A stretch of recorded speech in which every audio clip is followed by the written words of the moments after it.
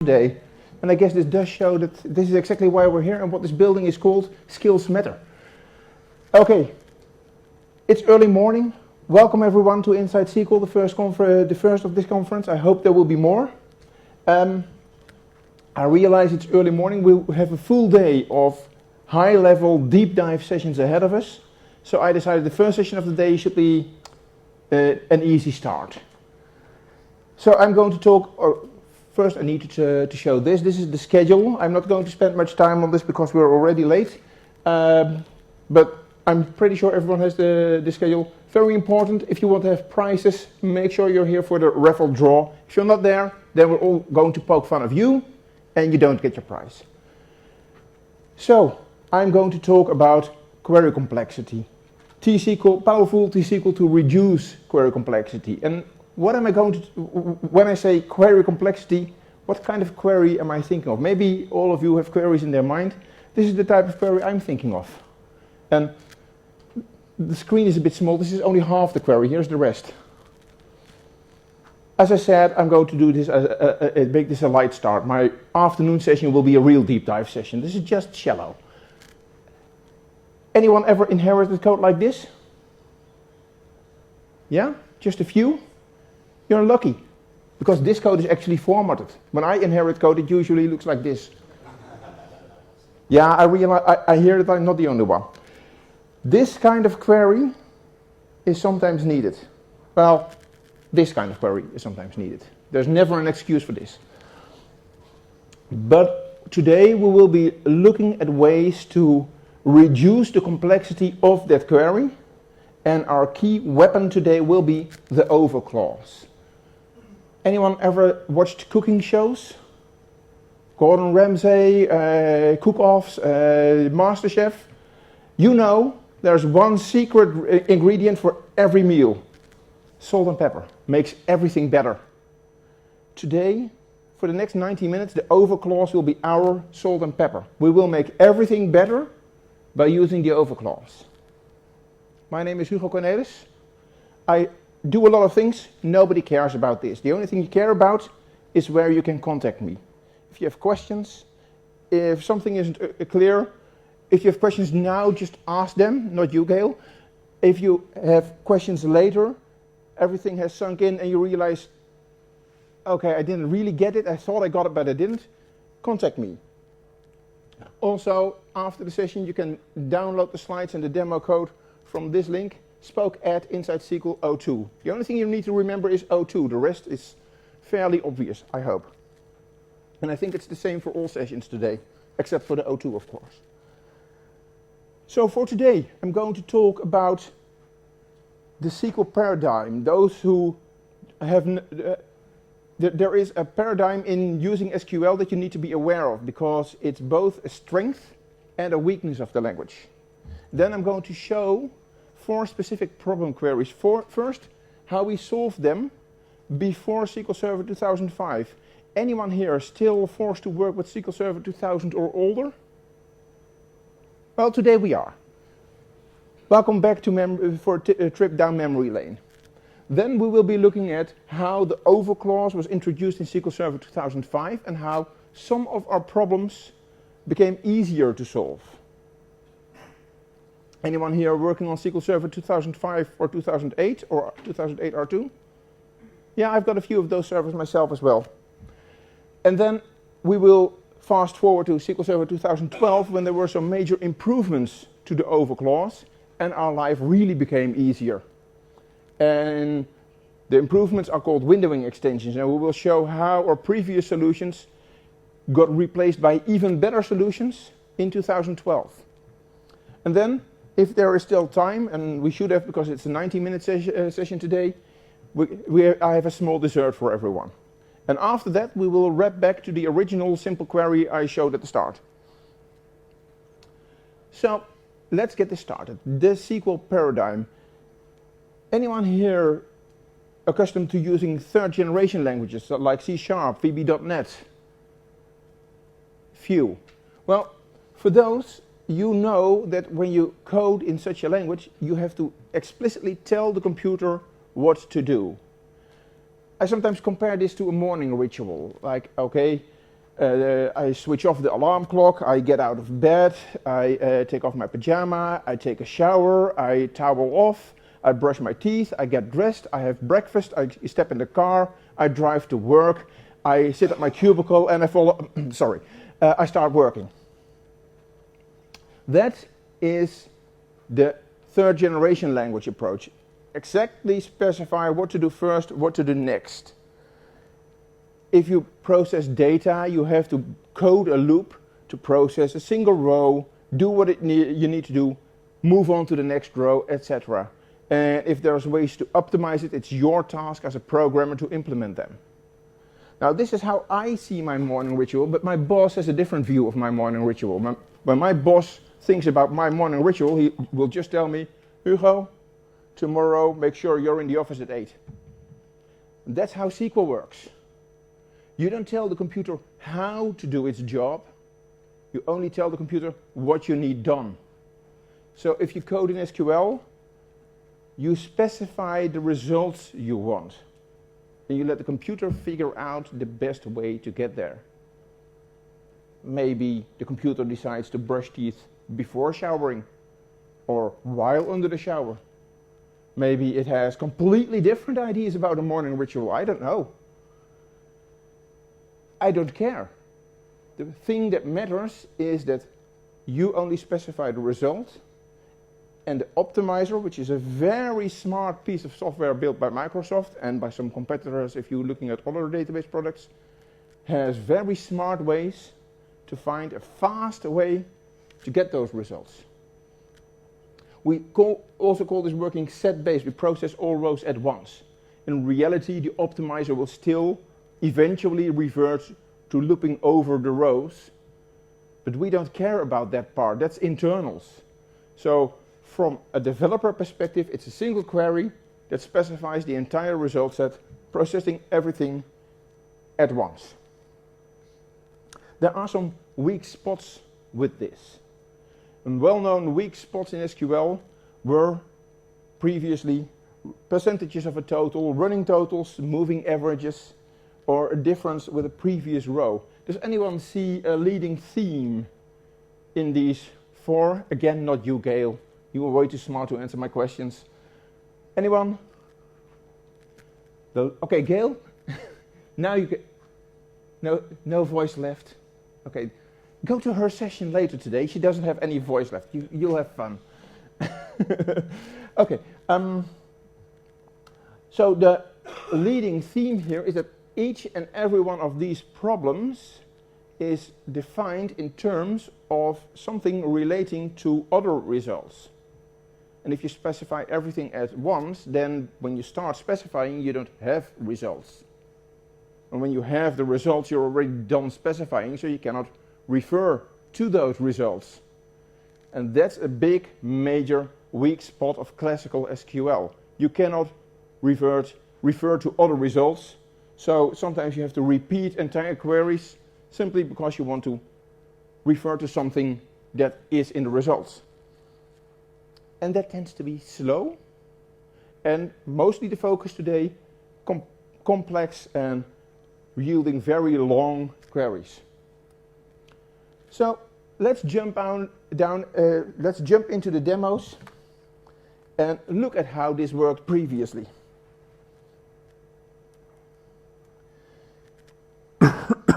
I have already in the sample code that you can download later, you will find this solution. I'm using the AdventureWorks sample database, and then in the setup script, what I do is I create two views. A view salesperson, sales by date, and a view salesperson, sales by territory. Both of these specify grand totals for salesperson grouped by territory or grouped by salesperson and date. And I will create the views. And then I will jump in the first demo, which is percentage of a total. So let's first look at the data we're going to use, which is the salesperson sales by territory table. And what you see is that for every salesperson, you have one row per territory with the count of orders and the total sales amount. Now, a typical report for the salespersons would show some of the key columns from this query. A very simple query based on the view, simply showing per salesperson how many sales they made in each territory. A simple report that will be used by the company. For upper management, they might not be interested in this granular level. They might be interested in a more coarse level, like for instance the total sales for each salesperson. So now I'm going to add a group by on salesperson ID and name, and I'm going to see the total sales. Problems start to appear when we want to combine these results.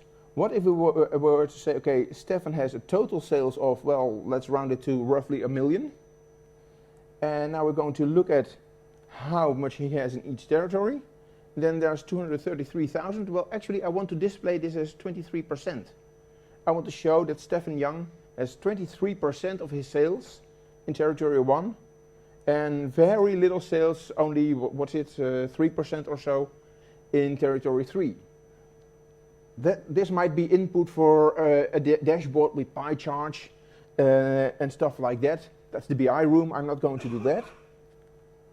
But we want to get this data. Now, if you are unlucky enough that you have to do this on a SQL Server 2000 instance, you already have your first challenge. So, I'm going to present two methods that worked on SQL Server 2000.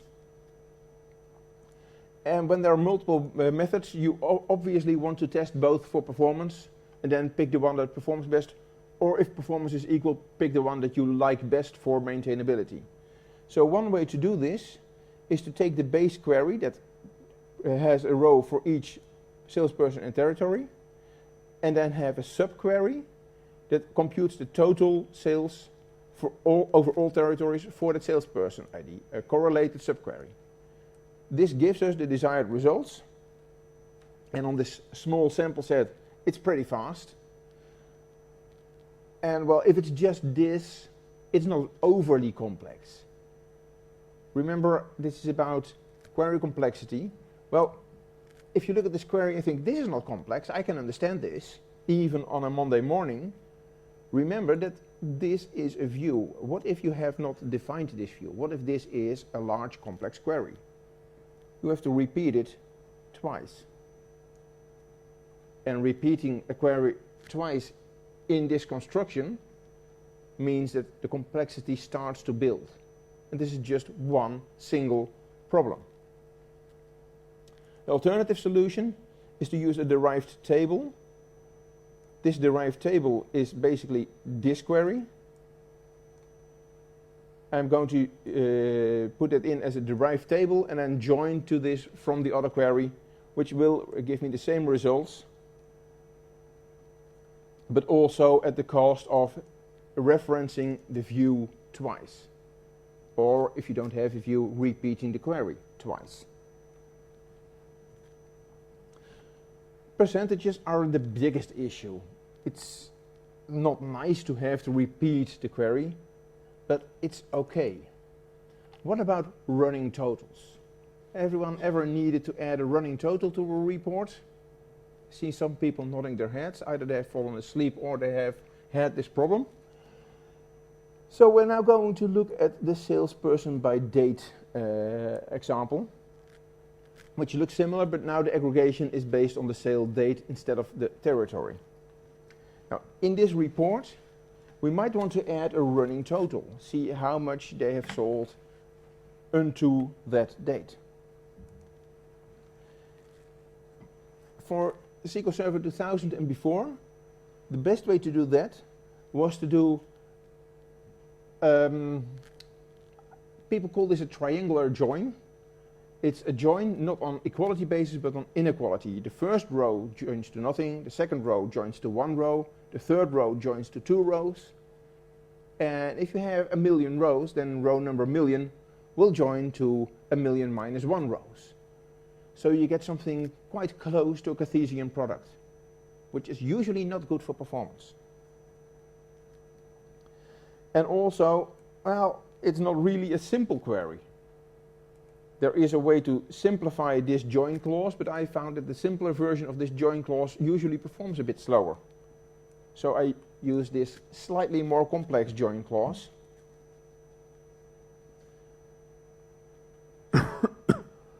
And what I do is I grab every row and then I'm joining it based on the same salesperson or a previous salesperson. And if it is a previous salesperson, then the order date should be before the order date of the current row. Let's look at the results. And you will see that the running total is going up and the running total order count is also going up from 12, add 4 to 16, and so forth. And this running total does not reset when we go to a next salesperson. It just keeps on adding up. Let's take a quick look at the execution plan for this query. And then we already see that a lot of work is going on. The upper part is the first evaluation of the view. Then the lower part has to evaluate the view again. And it uses a table spool. A table spool is usually an operator that can be slow. But in this case, not using the table spool will be slower, because this table spool holds the results, so the SQL Server doesn't have to compute them over and over again, because we're constantly joining to the same rows. And if I zoom in, you will see that the number of executions is 468. So this means that the right-hand side of the table spool is effectively only executed once. The results are kept and reused 467 times instead of constantly reusing them. But this query will be slow if you're using it on a large result set. And in this case, we don't have the problem of non-uniqueness. What if you have multiple rows for the same date? You have to find some way to join to the previous rows, which have the same date, but not to the next rows, which also have the same date. So if there's nothing in the data set to make the order unique, then you really have a challenge that is even beyond the level of what I'm going to talk about today. Remember, this is the morning session. We're starting slow.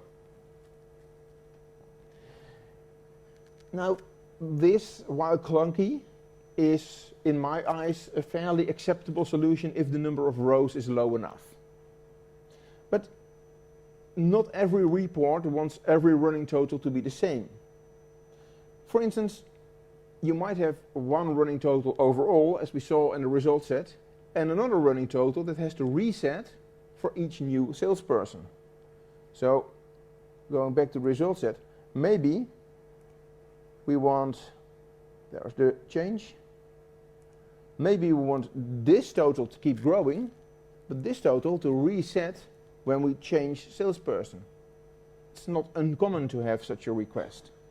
Then this self-join will not work, because now we have to have two joins, and then we get even more Cartesian products than we opt for. So instead of using two self-joins, we now have to do two correlated subqueries. And having a single correlated subquery would have worked the first time, but now we don't even have the option. We need to use correlated subqueries, and correlated subqueries with an inequality predicate. So this is a running total that resets for the salesperson. We're only joining to rows for the same salesperson, the previous order date. This is the running total overall with the same slightly complexer join query. And this will give me the desired results. And you notice that even on such a small result set, it's already taking some time. If you look at the execution plan, well, I'll need to bring this up.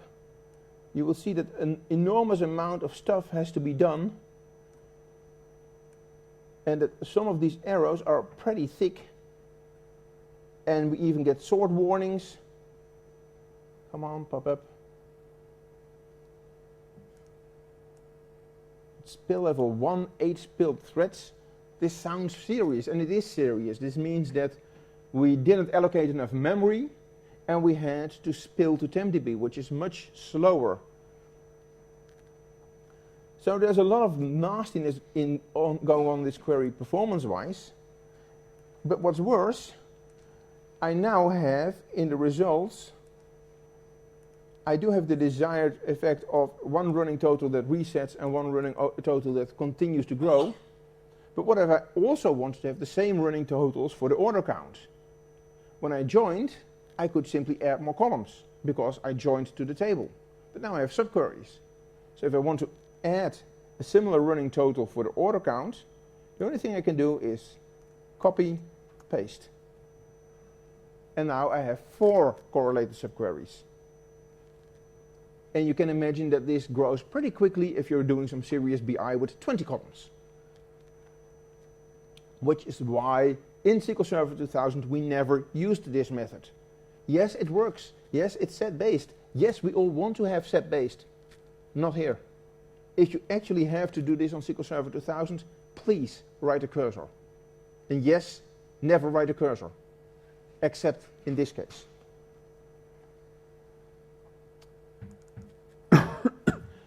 Next example, moving averages.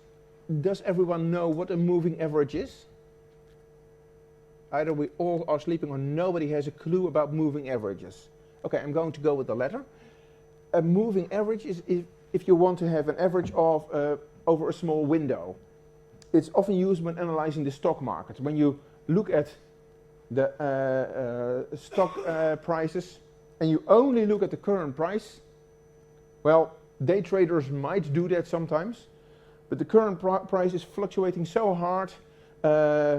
Donald Trump farts and immediately stock plummets. Hillary Clinton says something smart and stock goes up again. So most traders do not care about those short-term movements. But when you look at the average stock rate for companies that might have been in existence over 100 years now, well, the average of that goes back 100 years. It's probably a bit lower than the current stock rate. And whatever happens today and tomorrow will not influence it that much. And everything that happened over 10 years ago is really uninteresting. Well, maybe even everything that happened over 3 years ago. Most stock analysts like to look at moving average, where they take the stock rates of, for instance, the last 7 days, or the last 30 days, or the last 60 days, and calculate the average of only that part. And then every day when a new stock rate is entered, the oldest falls off, and the average moves along, smoothing out the curves. And that is a very useful instrument for stock traders. It's also used in various other situations. So how do you calculate an average over just the last 4 or 5 rows? That can be hard. If the rows have a row number or something else that is guaranteed to increase by 1 every time, then there are some relatively simple solutions. But let's imagine that this is not the case. So we're looking at the salesperson by date, and looking at the data again, you will see that, for instance, Stephen Young, he has something on August 1, something on September 1, and then something on November 1. So if I'm going to do an average with a join on the last 3 months, for instance, then it will sometimes be 2 rows. And if he actually manages to close a deal on a date other than the first of the month, it will be 40 rows. We always want the same number of rows, regardless of the data. And that's where things get tricky. So the basic query I show here, and let me quickly remove this. If I remove this, we have the same query we saw in the previous demo. This is the running totals, joining data for a salesperson to all the previous data for the salesperson. We don't want to join to all the previous data, we only want to join to the last 3 rows. So I'm adding an extra condition, saying, okay, I'm joining salesperson by date to salesperson by date, joining the current row to all the previous rows, and then I'm excluding everything where there are more than 5 rows between the 2 rows I just joined. Does this still make sense to everyone? I'm joining one row to another row from a previous date. I'm counting the number of rows in between those dates, which is the third join to the table. If the total is more than 5, then I'm not interested in the row anymore. I just join to it and I'm discarding it. And yes, this is how it will perform. We will first join to it, then count, and then discard it again. I've never seen SQL Server optimize this to something smarter.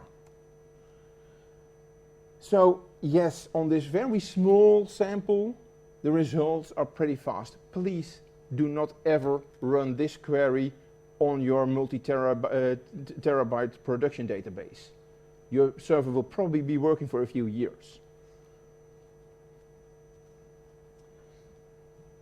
Now, in this case, and let's quickly look at the results, we see the average order count.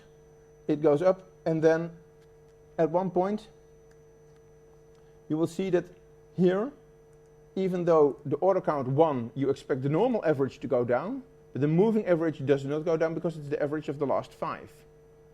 So first I had these, then I add this, and the upper one falls off. So we add a number 1, but we also lose a number 1, and the average remains the same. And the similar goes for the total sales. Now in this case, both the average order count and the average total sales are over the last 5 rows, which is pretty simple. But what if, for whatever reason, we want to have 5 rows for this moving average, but 4 rows for this moving average? And if you think this is a weird requirement, go back and look at your stock trader graphs. Very often when you look at analytical graphs for stock traders, you will see 3 or 4 lines. A 7-day moving average, a 30-day moving average, and a 60-day moving average is a very common combination in a graph. So it's, in this case, it's 4 and 5, which is uncommon, but it's just a demo. It could be 7, 30, and 60, and we have 3 moving averages, all looking back at a different number of rows. And just as with the running totals, we can now no longer use joins for this, because then we're joining everything to everything, getting a Cartesian product. So we have to use correlated subqueries. And again, this is the correlated subquery we saw in the previous demo. And then we add this count star to limit it to only the last 4 rows for the order count and only the last 5 rows for the total sales. Now imagine this for 10 columns. And previously I already said, in this case I'm using a view, which is just a single name. What if you don't have a view, but it's a subquery? It's a simple subquery, not too long. You want to do this on a base query that is just a 20-line query. Well, you've got the 20-line query here, and here, and here, and here, and here. 5 copies of the same 20-line queries. That's 100 lines. Plus whatever you already see on the screen. You see where this is starting to get really complex. You see where this is starting to cause maintenance issues. It works. It's not a problem. It really works. It gives us the correct results. Okay, it may not be very fast.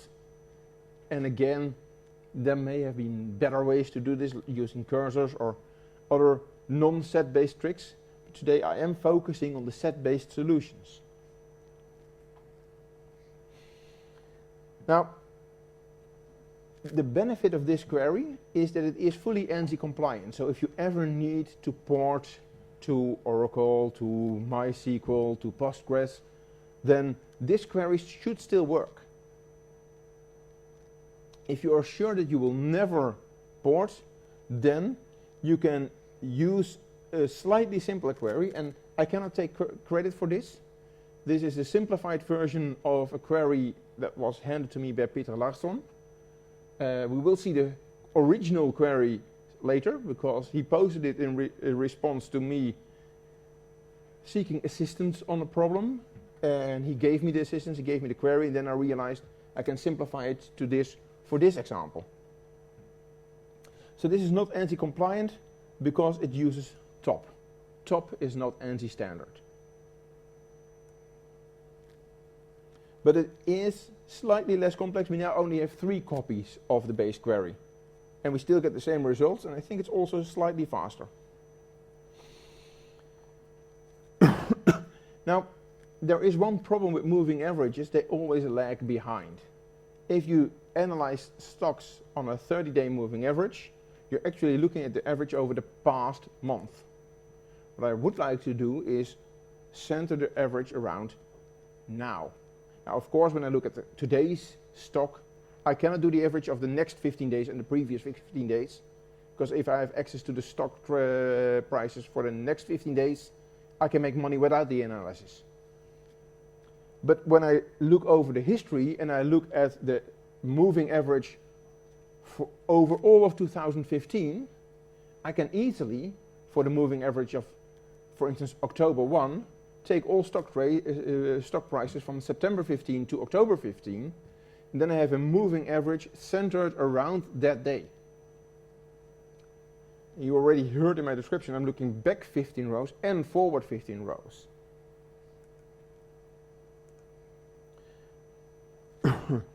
Now this is the Peter Larsson query, where he helped me solve this issue in a non-ANSI compliant way.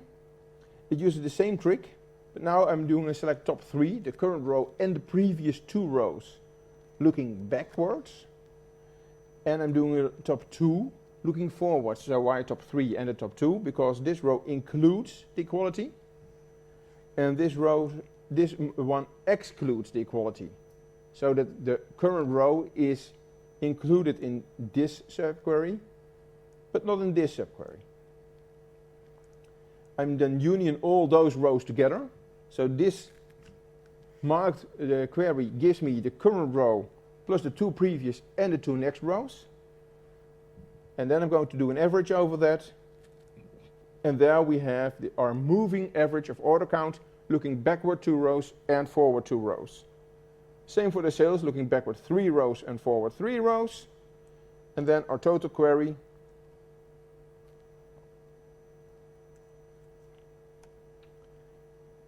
gives us a centered moving average of 5 rows total for order count and of 7 rows total for sale amount. It's non-ANSI compliant, and as I already said in the comments, for some definition of fast, this is the fastest solution you can find. If you do want to have an ANSI compliant version of this, then you will find that the query actually is a bit shorter. I like this query more for understandability and readability, but it's also a lot slower. 4 seconds for only 460 rows. You do not want to do this on your production data. You also do not want to do this if salesperson sales by date is a slow view. In this case, it's a very fast view. And it's a total of 7 copies of this view. So again, if this view is a 20 line query, you add 140 lines to this query. Goodbye and welcome to the wonderful world of SQL Server 2000. I was going to say that was it for 2000, but there's one more issue. That's showing the difference with a row. So I sold 500 units today. I also want to see that that was an increase of 20 over my sales yesterday, or maybe a decline of 40. So I want to show the difference. Well, to show the difference in SQL Server 2000, we basically use the same trick we used in the moving average. So what we can do, I'm sorry, I'm saying this wrong. In SQL Server 2000, we could do this. We could use a join to all the previous rows and then exclude everything except the previous row. So basically the same trick as the moving average, with the moving average of just 1 row and then exclude the current row. Very huge subquery for something simple. If you don't need ANSI compliance, then you can use top. So you can just say, take the order count and do a correlated subquery. This joins to all the previous sales for the same salesperson, order it by order date, and just take the first one you find. You cannot do this with a join. You can do this with subqueries. It is not ANSI compliant, but it is pretty fast, and if you're in the right database, it actually works.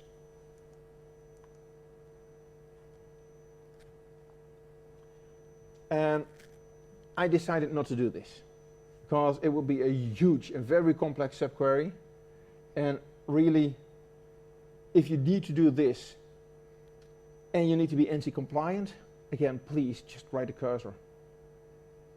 Computing the results with a different row is so easy if you can do it preferably client-side, or if you really must do it server-side, then with a cursor, because you simply save the last results in a variable, get the next row, compute the difference, save the current data in the variable, and move on. It's a very simple solution if you do it in an algorithmic way. Set-based, this is hard on SQL Server 2000. But our life got better in SQL Server 2005. In SQL Server 2005, we got our first batch of overclause related improvements. Microsoft decided to give us the overclause. The overclause has been in the ANSI standard for some time. We didn't get a full implementation, we got a partial implementation, but we already had a lot of fun with it. So what we got is the basic overclause. And the nice thing about the overclause is this is the very first construction in SQL that gives you a way to reference the results. Based on how query evaluation is logically defined, and logically defined doesn't mean it has to be evaluated in that order. The actual processing can be different, but the logical definition of query definitions says that where, group by, and having are evaluated first. And then you have your result set. Select only defines how you want to view the result set. So those have to be evaluated first, then you have your results. So the overclause can only be evaluated after where, group by, and having have been evaluated. Which also means that the overclause cannot be used in the where, the group by, or the having. Or the from, I should have added the from there. So it's only valid, the overclause can only be used in the select clause. Technically, you can use it in the order by clause, but please don't. I've never found a way to actually make a valid use for this. Of course, curious as I am, I've tested it, it works, but please don't. So if you need to filter on the results of an overclause, you want to use a view, a derived table, or a CTE to work around this limitation. You can filter on it. You cannot just not use the overclause directly in the where, but you can use it in the CTE and then filtering it on the outer query. So what over does is it gives you access to the whole, to complete groups of rows in the result. So you have your result set, we're going to form groups, and you get access to a single group. If you don't form groups, then the entire result will be defined as one group. We'll look at the syntax later. I thought the syntax was here, but it's later. Sorry. So the overclause in 2005 is most well known for being used in combination with row number and rank, and I think most of the people here have used the overclause in combination with a row number function once or twice or maybe even more often. It's mandatory if you use them. If you use row number, you have to use an overclause or you will get an error. You first partition the results in independent groups. If you don't, then you get a single partition. And then the result is based on the position of the row based on the ordering. So here's the syntax. Over partition by one or more columns. This defines the groups. This defines where the counting resets. Order by. So then each group is logically ordered, and a row number simply is the position of that row in the group. A rank is the rank of that row in the group, etc. Again, most people know this. This is not where I'm going to spend much time. What I'm going to spend some time on is a lesser known application of the overclause in SQL Server 2005. How many people here know that even in SQL Server 2005 and 2008 you can have a normal aggregate function, sum or average or count, with an over clause? A few people. So a lot of people didn't know this. Yay, I'm learning you guys something. Teaching is the correct word. I'm learning something. I'm teaching you. Okay. So for a normal aggregate function, you can optionally add an over clause, which also partitions the results in independent groups, and then there's no ordering. We're just going to perform an aggregation based on it. So there is no ordering. In 2005, 2008, the order by clause is not allowed in this usage. The syntax is very simple. Order over partition by column. That's it. How does this exactly work? So let's say that this is our result set. And mind you, I'm not suggesting that partition, order, and value are smart column names for your actual production queries. But for my demo queries, they do serve a certain purpose. They save me some explanation to be replaced by this explanation. So we're doing an aggregation, and for that aggregation we add over partition by the column named partition. While processing the query, SQL Server is looking at this specific row, and the over clause gives it access to the result set.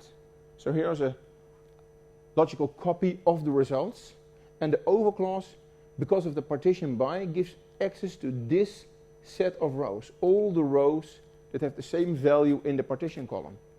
And then the aggregation is done on this set of rows. So you can do a sum of order and you get the total of all these numbers.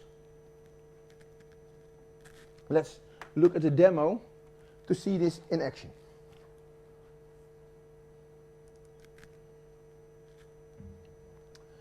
Good.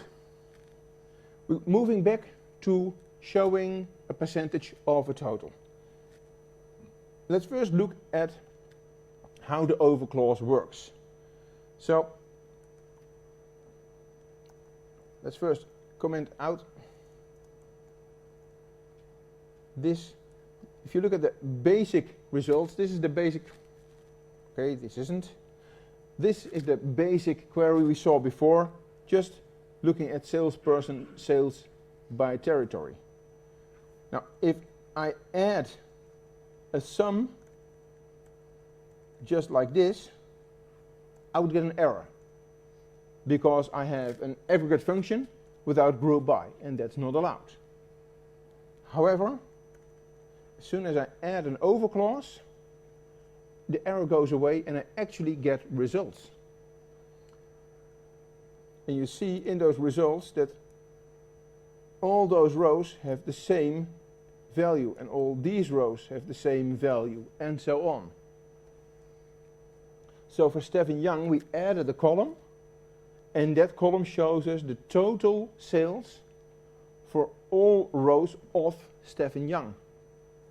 And now you can see that if you have access to the total sale amount for territory 1 and the total sale amount for all territories, well, then computing the percentage becomes quite simple. Take the total sale amount, you divide it by the total sale amount over all territories, and then you have a percentage. So this query only references the base view once instead of twice for the original version, and is easier to read as soon as you have for at least once seen this construction. Now, if you want to have the result as a percentage overall, so how much is this as a percentage of the total sales for all salesperson?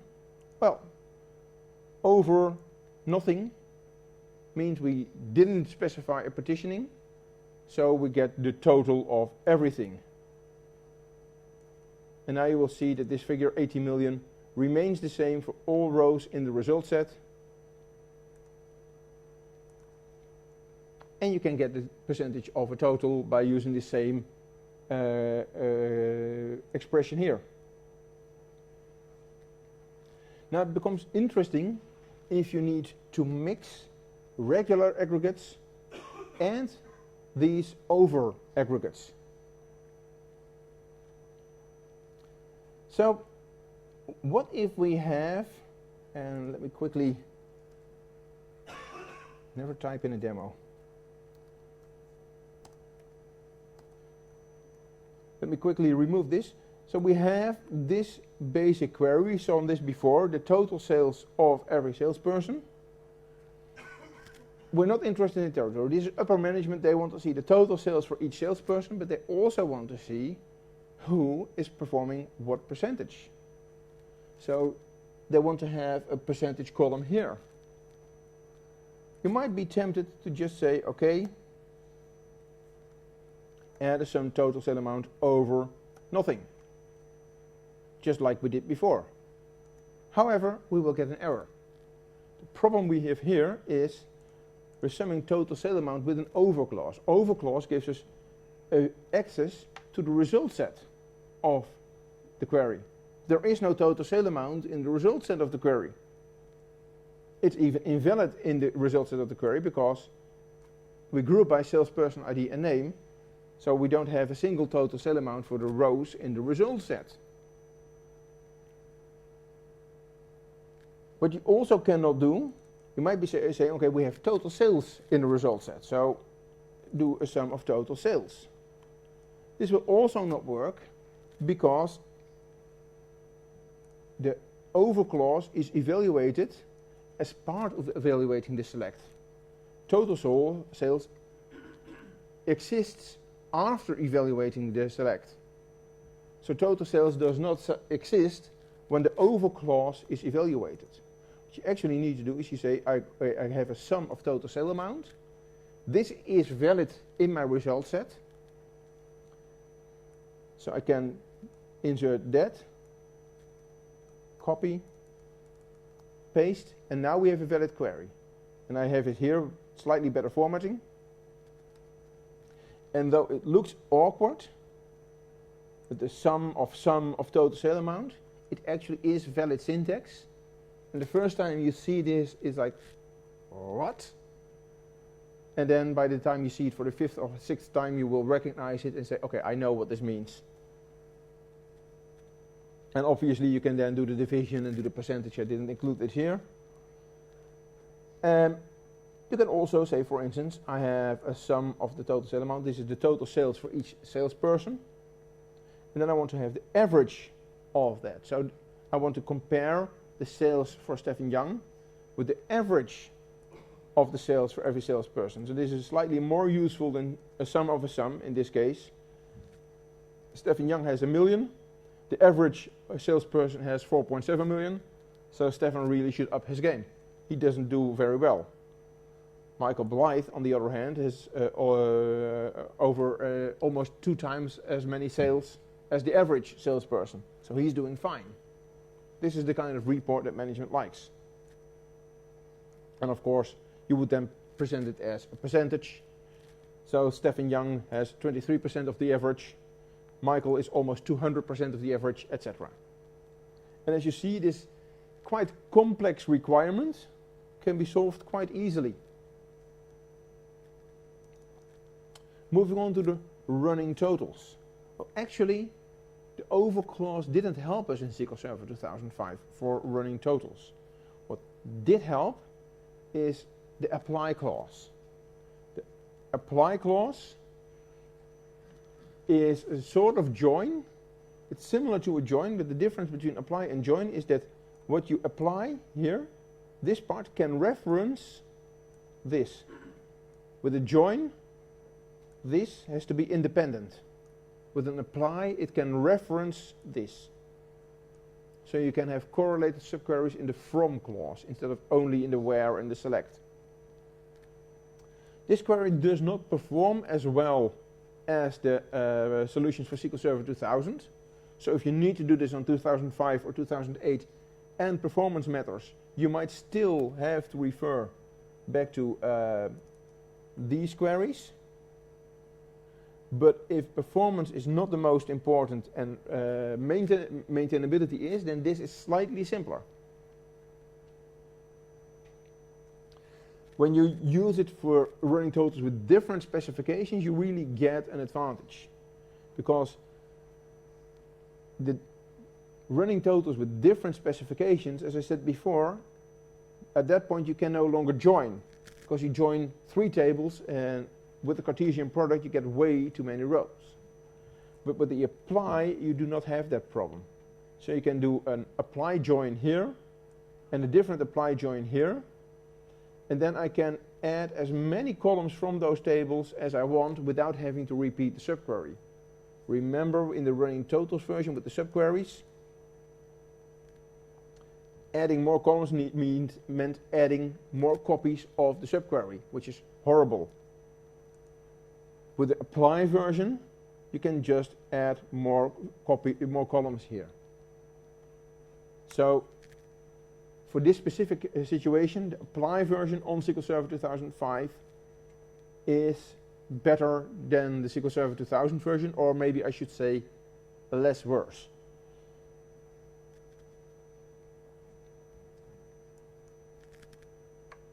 For the moving averages, there is a new solution in SQL Server 2005. Remember when I started discussing this on the SQL Server 2000 version, I said, okay, if we are sure that a salesperson has a sale on the first day of every month, or there is another way to just specify the row numbers, I can simply join two based on the row number or based on the month number. If Stefan Young would have had a sale on October and every other month, I could have had a join based on date diff, saying, okay, the last 3 months, because I know there's going to be 3 rows there. That was the problem with my data. I didn't have that guarantee. Now in SQL Server 2005, we got row number. And row number means whatever my result set is, I can add a column that is guaranteed to go up by 1 for every row. And that makes my join for the moving average a lot easier. So here is my basic query, and the only thing I added is 1 extra column, a row number column, which starts at 1, goes up by 2, by 1 for every next order date, so 1, 2, 3, etc. And then for the next salesperson, we start at 1 again. And then I can use this CTE to join to another copy of the CTE. Obviously, we want to join on the same salesperson, and the row number has to be between the current row number and the current row number minus 4, which gives me the current row and the 4 previous rows. In this query, compare that to what we had before. That was this query. So this query, if you have this query in your inherited code and you're running on SQL Server 2005 or 2008, you can replace it by this, which at first sight may be equally long, but here we have three references to the same view, which might be a 20-line query, and here we have that view only once. This reference is the CTE. So now we have the 20-line query only once. The code is shorter, it's easier to understand, and it runs faster, especially if you're in the wrong database. That runs really fast in the wrong database.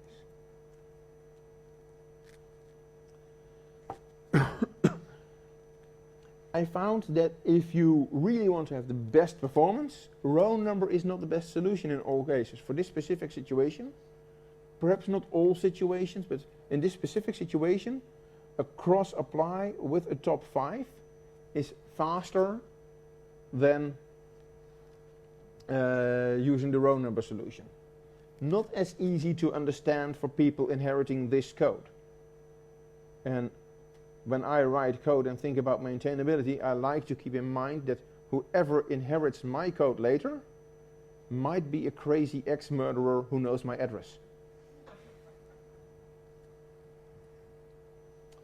If you had to have different specifications, you still had very painful solutions in SQL Server 2005.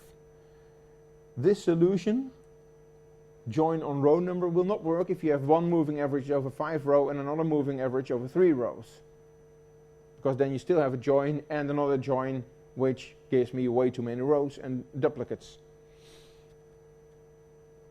So what you could do, you could still use the row numbers, and then for every column do a subquery with a join specification based on the row number. Slightly better than what we had in SQL Server 2000, but still not really ideal if you have 20 columns, because you have 20 subqueries in that case. You can also use a cross-apply version, which is also in some cases better than this. So if you have this, you can either use this solution or this solution and just test which one works best in your case. Neither of them is really great. So I would still consider upgrading to SQL Server 2012. We'll see why later. And again, inspired by what I got from Peter Larsson, I also found a way here using apply and top. This is the fastest way for SQL Server 2005 and SQL Server 2008 to solve this problem. Fastest, but again, not necessarily the most intuitive one. Now, if you want to look forward and backwards, then the slow version can be easily adapted. Because now, instead of joining, so the original slow version says where row number between row number -4 and its current row number.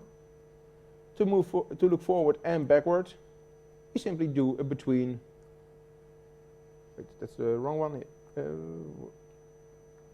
Let's find the correct one. We do it between row number -2 and row number +2, and you see that in this case the cross apply will look at a few rows before and a few rows after the current row, and you will get your moving average centered around your current row. So yes, this gives us the results, but yeah, the comment already says it's slow. And I'm not going to run all the demos, because even with 19 minutes I still need to make sure I don't run out of time. And then if you want to be faster, then yeah, it works, it's fast, but really, do you really want to have this code inherited by the aforementioned crazy ex-murderer? I would put in a comment saying this query was written by, and then not my name. Maybe Peter Larsson.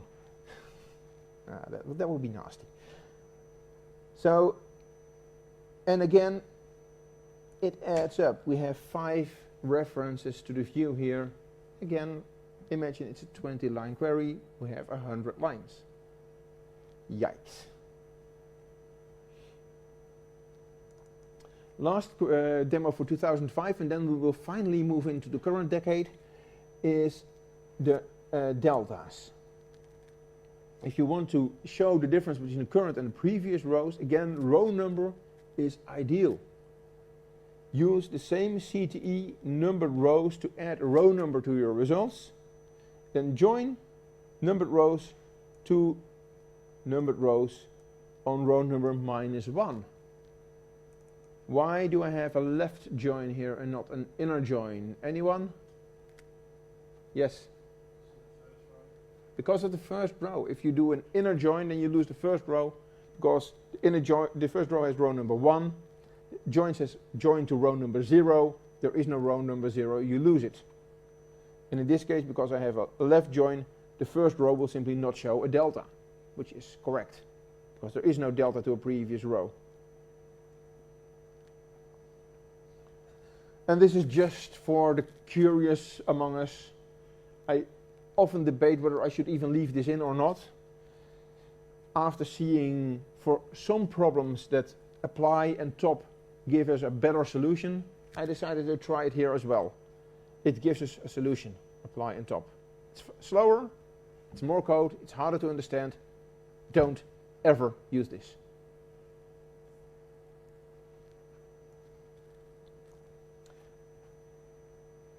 Okay, welcome in the current decade. 2012. In 2012 we finally got more functionality in the overclass. Still not a full implementation. There are still some things in the overclass in the ANSI standard that SQL Server doesn't have. But the things we got really helped us for a lot of problems. Not for the ranking functions. Row number, rank, dense rank, etc. For those functions, the overclass has not changed since SQL Server 2005. No functional changes at all.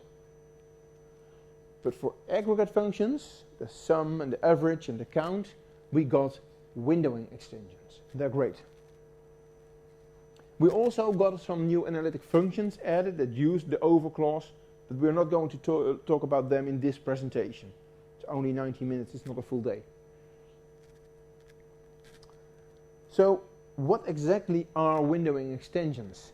If you have an aggregate function with an overclass and you add windowing extensions, then some things are still the same.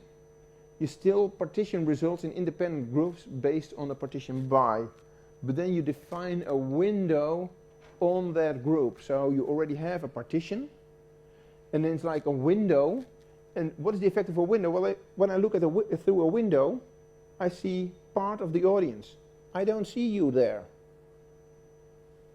The nice thing about the window in the overclass is that as we move through the results, the window moves along. So now I see all of you, but I don't see you anymore. And that's what we do with those windowing extensions. We have a way to, after defining the partitions, say, okay, now we do the aggregation not on the entire partition, but only on the part you can see when you look through this window. The basic syntax: over, partition by, optional. Then order by is also optional. If you leave out the order by, then you simply get the overclass that we had in SQL Server 2005. All the demos I showed you for SQL Server 2005, SQL Server 2008, I am running SQL Server 2012 on my laptop, but because I didn't use the order by clause, I got the behavior we had in 2005. To get the new behavior, you have to add the order by clause. The order by clause tells SQL Server, hey, there's a window here.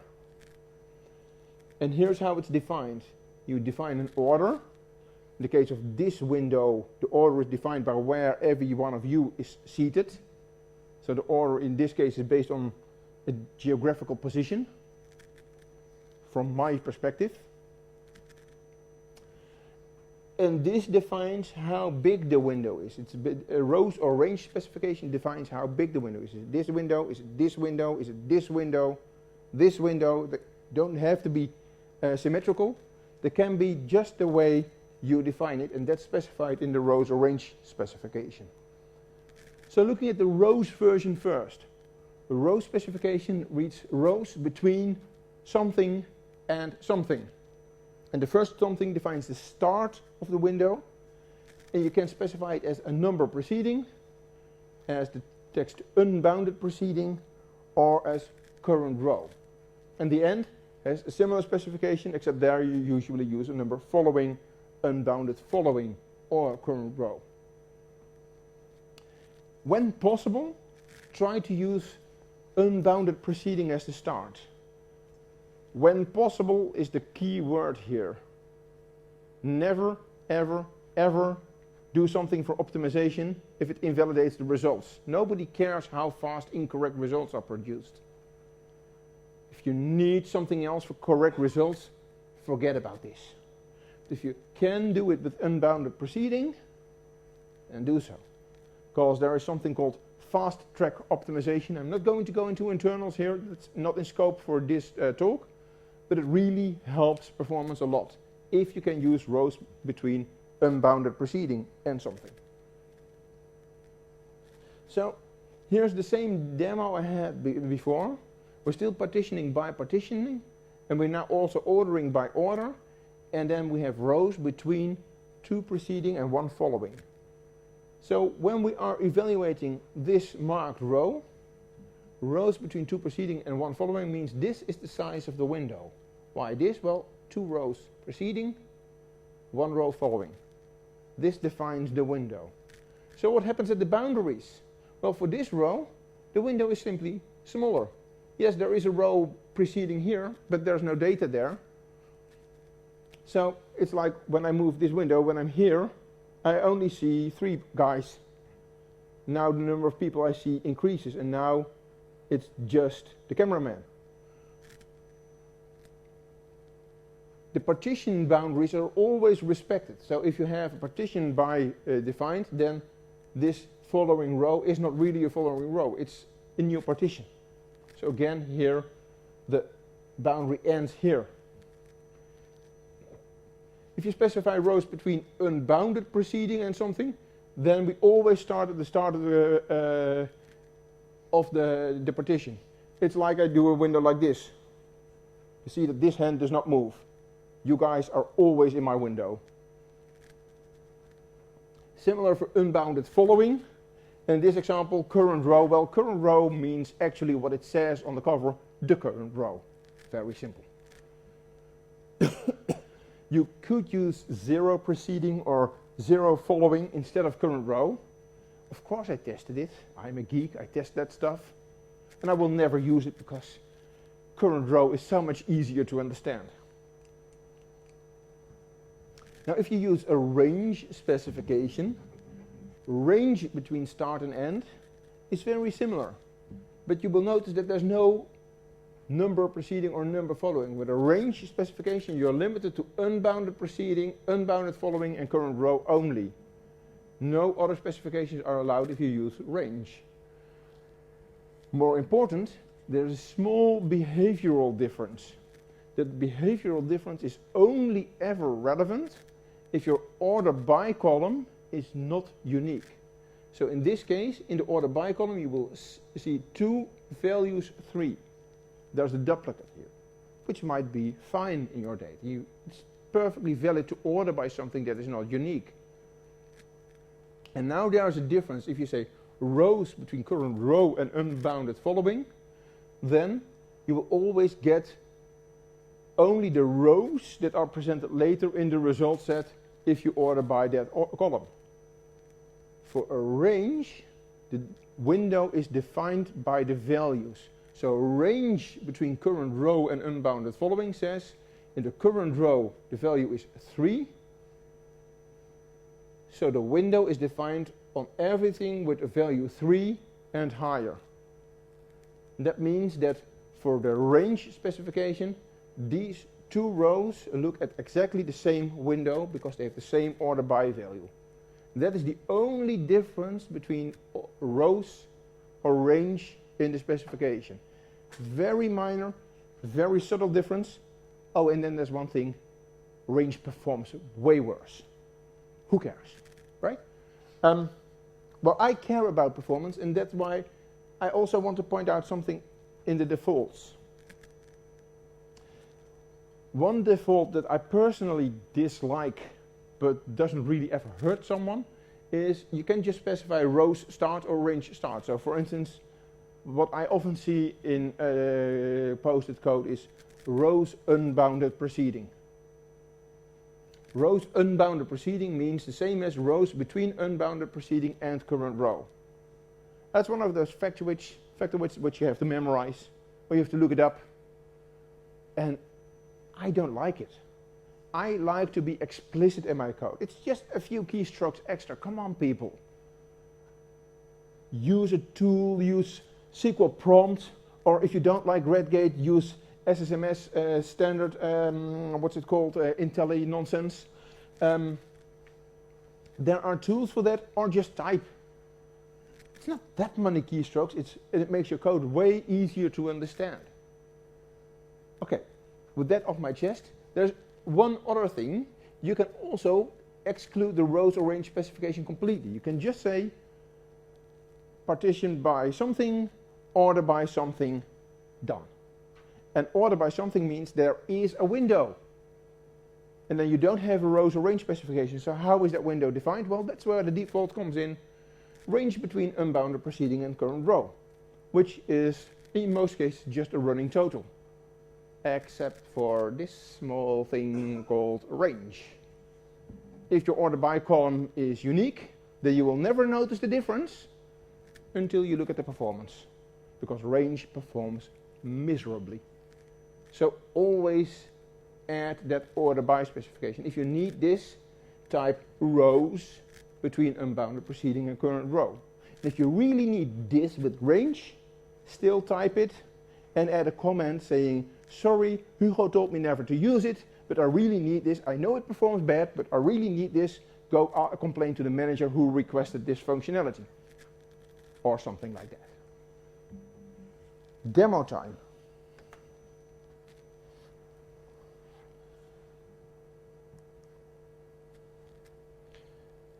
I'm going to skip the percentage. Why? Because the solution we had in 2005 was close to perfection. It can't get much simpler than we already had with this basic overclause, and really nothing changed in SQL Server 2012. It was simple enough. But for running totals, remember in 2005 this was our running total solution. In 2012 it's this, which in my mind is easier. And yes, if you've never seen this, then you would have to look it up.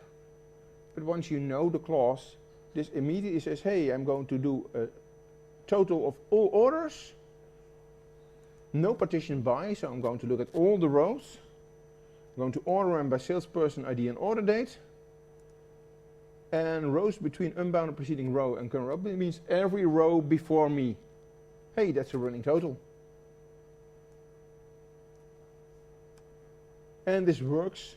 If you look at the execution plan, you will also see that it's a long line of computation and only a single access to the data. So the data is accessed once and then everything is happening that needs to happen. Everything can still be a lot. If you have a lot of different specifications, you can get some orderings, you can get other sort operators, but it's fairly simple. Now here's the shortcut, rows unbounded preceding. Like I said, I don't like it, but I need to tell you guys because I'm sure nobody of you will ever use it, but you will inherit this code. If you have different specifications, well, that was where we started to get miserable in the old solutions. The different specifications, you had nasty solutions such as this or this. And now we simply remember the original one, order by, or two identical specifications here. Well, if we have different specifications, then we just have a different specification here. Here we say this running total resets for every salesperson. Then within the salesperson, we're going to order by the order date. And this also runs very fast. It's still a very simple execution plan. Yes, it's a long line. There's a lot of logical operation going on. The data access is done only once. Now, if you need multiple different specifications, then do so. But realize what happens. In this case, I'm going to partition by salesperson ID here, and I'm going to partition by name here. This is nonsense. Salesperson ID and name are correlated. The name of a salesperson and the ID will probably, well, there might be non-unique names, but it's unlikely. So this is complexity for the sake of it. But SQL Server will have to do extra work here. The line has grown longer. There are multiple sorts here. There's a sort here. And then there's a sort here. And then there's a third sort here. Sorts are expensive. We get the same result by partitioning by salesperson ID both times. And now we get a sort here. It's one. And that's it. We just eliminated two of the three sorts. Now obviously if you need a total over all salespersons and a total over all regions and a total over all colors and a total over all customer sizes or whatever, then do so. The query will still be simple, the complexity will only be in the plan, but do realize that adding more complexity always comes at a cost. Even if the query itself, with these windowing extensions, is easy to understand and easy to maintain, the performance will be affected by the complexity you added. Moving averages. Remember those extremely long queries we had for the moving averages with 5 or 7 references to the same table? Well, not anymore. Instead of rows between unbounded preceding and current row, we can simply say rows between 4 preceding and current row. And then we get our very simple query with the correct data that we wanted. If you have different specifications, if one has to look 3 rows back and the other has to look 4 rows back, remember this is where we started to add subquery upon subquery, apply upon apply, 5, 7, how many copies of the table. These were the hideous queries that were so complex that I even needed the help of Peter Larsson to come up with them, because they were beyond what I could produce. And here with SQL Server 2012 we just have this query and we get the results. And if you want to look forward and backwards, well, rows between 2 preceding and 2 following, rows between 3 preceding and 3 following. Life is easy. Life smiles upon us. We're happy. No more problems in our world anymore. Okay, at least not related to this. We still have our boss shouting at us for other reasons. Looking at the difference with the previous row, we could use the same trick. I could say, okay, I want to have the sum of all orders in a partition defined between 1 preceding and 1 preceding. Normally the endpoint would say following, but this is actually valid. You can have preceding and the endpoint. So over plus a window that defines only the previous row between 1 preceding and 1 preceding gives us just the previous row, and this works. However, there is an easier way. There is kind of a synonym for this, but a synonym with some extra functionality, which is called lag. Lag is one of the functions that was also introduced in SQL Server 2012. And lag order count is actually the same as sum order count over this whole precision, this whole expression. So lag simplifies this even more. Lag says look at the previous row. We also have lead. This gives us the same result. And I also have some slides to explain this. Lag, look back to the previous row. Lead, look ahead to the next rows. That's the syntax. And how does this work? Well, as you saw in the syntax, I used a lag column, but there's also an offset and a default parameter. I didn't use them in my demo, but what happens when you do use them? So let's say I use lag value 3 minus 1. 3 is the offset, minus 1 is the default. What does this mean? A lag means look back. 3 means look back not 1 but 3 rows. So now we're not looking at the previous row but 3 rows back. To understand the default, I'm going to look at a lead example. So lead says look ahead. We're going to look ahead 5 rows. Hey, 5 rows from this, we've just crossed the partition boundary. So there is no row 5 rows ahead of this, not in the same partition. And that's where the default comes in. In that case, we're going to return minus 1 to say there is no row there. We don't have a lead 5 rows ahead of us. If you don't specify the offset, the default will be 1. If you don't specify a default, the default will be null. Do we still have time? Yeah, we have some time. I started late so I can go over. Time for dessert. Salt and pepper with dessert? No, thank you. Rather not. No over clause now. We're going to do something completely different, but it's also something that was introduced in SQL Server 2012 a new way of paging.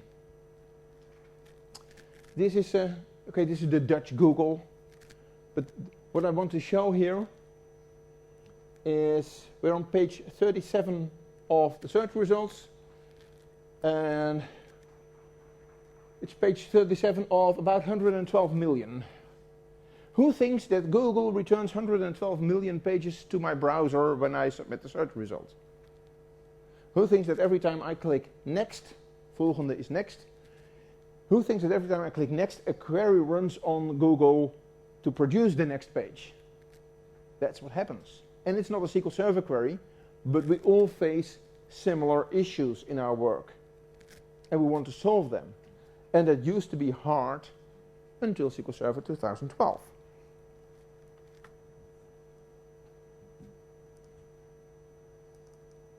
Oh, I forgot this demo. I wanted to show the performance difference between rows and range. Sorry, that's a demo I added later and I forgot that I wanted to run it. So, moving back to salt and pepper, moving back to the over clause. I just want to show the difference. There's two queries, they are the same. This is one, this is the other. There's one difference, rows or range. I added an into oblivion, which means that the results will not be displayed on in Management Studio. I do this because it's a lot of results and Management Studio renders quite slowly. So if I don't do this, then the performance of both queries will be measured by how fast Management Studio can render the results. I want to see how fast the query performs. So hence, I'm going to drop the results, but I do want to show the difference in statistics I/O and statistics time. And I'll run both queries. And that takes some time. Then it's better to just do one query at once. I just realized that it's better to do one query at once. So first the one with rows. Like I said, rows, it's not the default. If you leave it out, then you get range. Rows is pretty fast. I get my results in just 1 second. Moving here, we see that the actual execution time is even a half second. The sales order detail table has been read.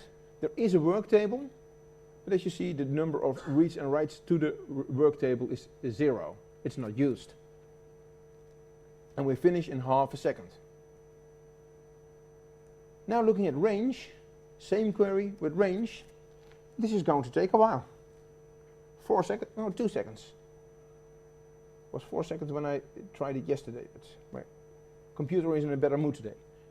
2.5 seconds time. And why?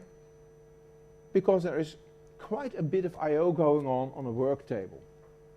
SQL Server has to store data in a temporary table so that it can reuse previous rows in case there is a duplicate in the order by specification. And yes, that costs a bit of extra time, a half second versus 2.5 seconds. Only 5 times as expensive. Well, it saves me typing one line, so here's what I never want to see in production. Just type that extra line. Good. Paging. I'm not going to use the views here. I'm going to use the sales order header table, the total sales order header table, which is quite large, and this is just 1,000 rows. It's a very large table, and I want to show paged data. So here's a report. The report returns 4,000 rows, and it needs to be paged. So we have a stored procedure that has the rows to skip and the rows to serve. And then I'm going to use, this is how we did it before SQL Server 2012, a top rows to serve, and then we're going to skip everything in the top rows to skip. You see that the same join is here and is here. We have to repeat it twice. The query is clunky, it's hard to understand.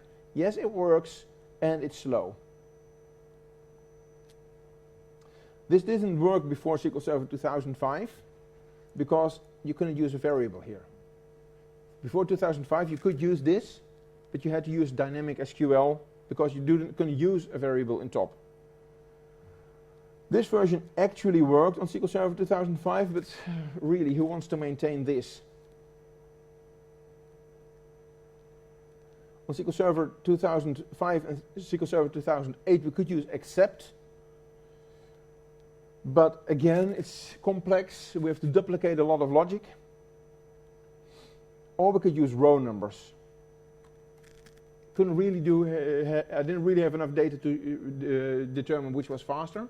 What I want to show is how on SQL Server 2012 this works. And now we have the query once. This is the basic query that returns everything. I'm just adding 2 extra lines, offset rows to skip rows, fetch next rows to serve rows only. No overused, but still a very fast, simple solution, very maintainable code, easy to understand. So here's the syntax. Order by, it is part of the order by clause. So you need to have an order by, otherwise you have no defined paging. And then you say you have this offset, you have this fetch. They are optional. You can just use order by without anything, then you don't page. Or you can say only the offset, and then you just skip a number of rows. Or you can specify both, an offset and the fetch next. You cannot do only the fetch next without the offset, but you can specify an offset of 0. Some syntactical sugar, row or rows, first or next, whatever. Now here is where reality kicks in. These were all very simple examples. In reality, you will get a requirement such as give me a report that gives me the number of orders with the cumulative and per salesperson and overall. We want to show a percentage, we want to add a running total, it has to support paging, we need to see the changes, all these things I showed, running totals, moving averages, difference with the previous row, they are often combined on a report. And that's when our life really starts to get very complicated. I'm not going to talk you through the entire query because I don't have the time for that. But I did manage to find a way to do this report on SQL Server 2000. Here's the query. Maybe I should scale this down a bit. So, yeah. Easy, right? This is the query I showed you at the start of the presentation today. It's an actual query, it actually works. I'll scale up again so that we can see what's going on. The total number of references to the same view, there's the last one, is 10. Did I already mention that this could have been a 20-line query or even a 100-line query? Yay. It works. Just this part. Correct database. Come on. It works. May not be the fastest query I've ever written in my career. But on just a very small data set, it produces data in 6 seconds. On a large data set, it might be 6 days or 6 weeks, but hey, it works. Stop complaining. And please don't tell anyone that this code is my fault. So let's move to SQL Server 2012. Let's just skip 2005 and 2008. We'll move to 2012. And here is the same code. It's also slightly faster. It's the same results, it's the same requirements, it's a single page without having to zoom in. This is what I wanted to show you today. Over clause and its incredible power of making previously hard to solve problems that resulted in hard to maintain queries simple to solve with queries that I will never be embarrassed about. That's what I had for today. I think I'm technically within my 90 minutes because I started late, but everyone is already heading out for coffee, so I won't keep you. I will be here all day for questions. You can of course email me later if you still have questions. Please also fill out the evaluation. When you click the download link, you will be asked to evaluate my session. Please tell me what you liked, and most of all tell me what you didn't like and why you didn't like it, so that I can learn as well. Our amazing sponsors, without these companies, this conference would never have been possible. So give them a big hug if you find them. And that's it for now. I hope to see you all again after lunch and enjoy the other sessions today. Thank you for your attention.